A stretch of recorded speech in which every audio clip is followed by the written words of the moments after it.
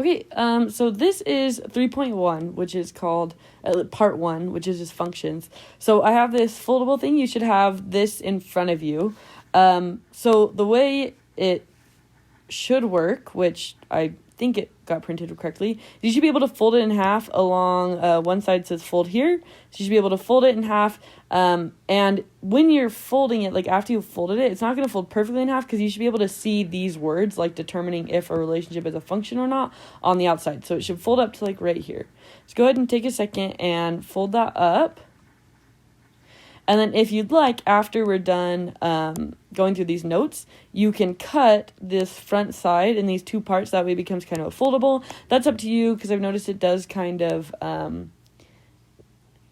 sometimes get a little like caught in your binder stuff. You can just keep it as like one folding page instead of having those be like little flaps. But anyway, so the first thing it says is what is a function? So if we open that up, it says what's a function?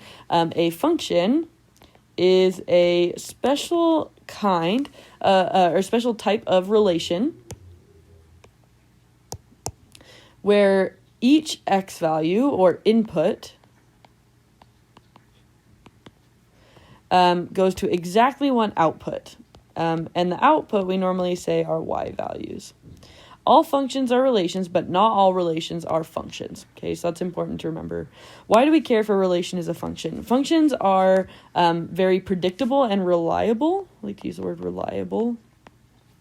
And there are a blank of functions that all look similar and behave in a similar way. There are families is the word we use. Families of functions. So there are groups of functions that kind of behave in the same way that we study all together.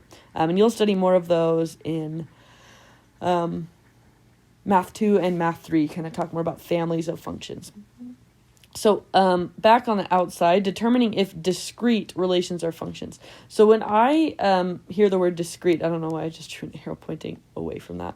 When I hear discrete, I think of dots.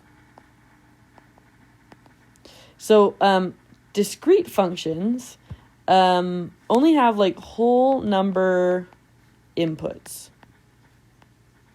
Not fractions, not decimals. It's like you put in 1, 2, 3, 4 and get things out. So when you graph them, they're normally not graphed as like a full solid line because that kind of implies the opposite of what I was just saying. So one way you can graph it is an ordered pair. So this is how we can check to see if it is a function or not. If the same x-coordinate occurs in more than one point and the y-coordinates are different, then the relation is not a function. So on this first example, we have 3, 4, 5, -2, -1, 4, and 5, 8. So we have this problem where there's a 5 repeated in the x's with a different y value. So this is not a function. I've heard before people say like no cheating x's. On the second one, we have 0, 8, 8, 0. So those look similar, but we're looking at just the x values, and all of those are different. So we pass, we're good.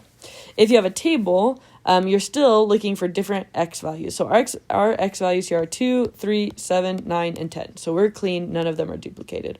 So this is a function.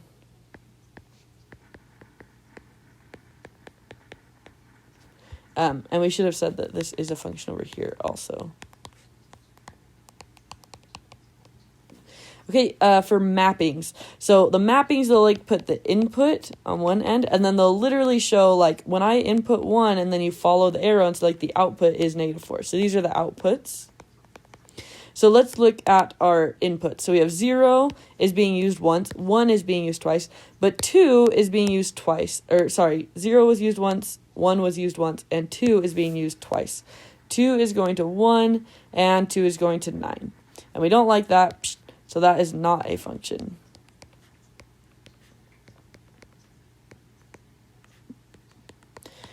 Our functions, basically our function rule says that when I input something, I should be confident in what the answer is going to be, what the output is going to be. I don't want this to go to 2 different places because then I say like, oh, I inputted 2 and I'm not sure whether I'm going to get a 1 or a 9 out. And I don't like that.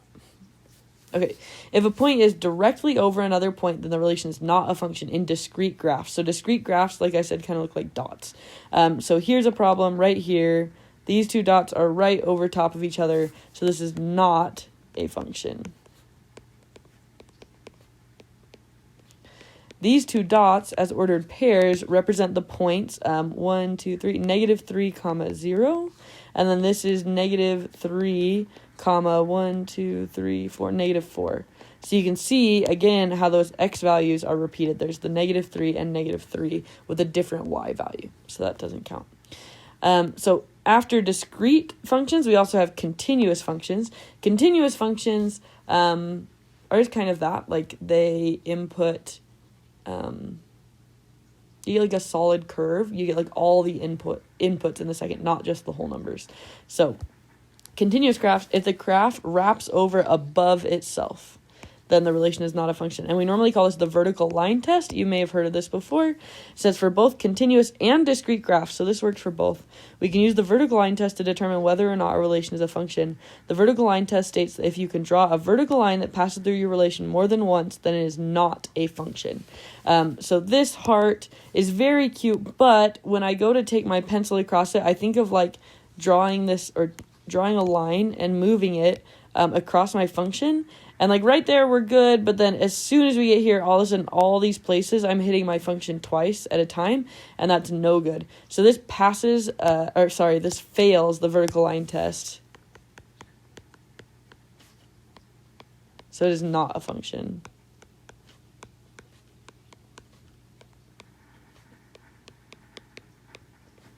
And we can keep this line going over here. Just going to bring this with me over here to this v looking function, and I come across something kind of weird happens right there, but I don't hit more than one point, and it just keeps going. Those arrows mean it keeps going out and up forever, but it looks like it's never going to hit 2 points at once straight up and down. So this passes the vertical line test.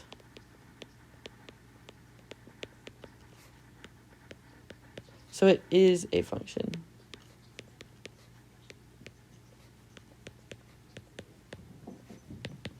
All right. Happy telling functions versus not functions. Be really careful for those repeated x's. Be careful for the vertical line test. If things are straight up right above each other, then it is not a function. So we just need to keep these in mind as we go about talking about functions.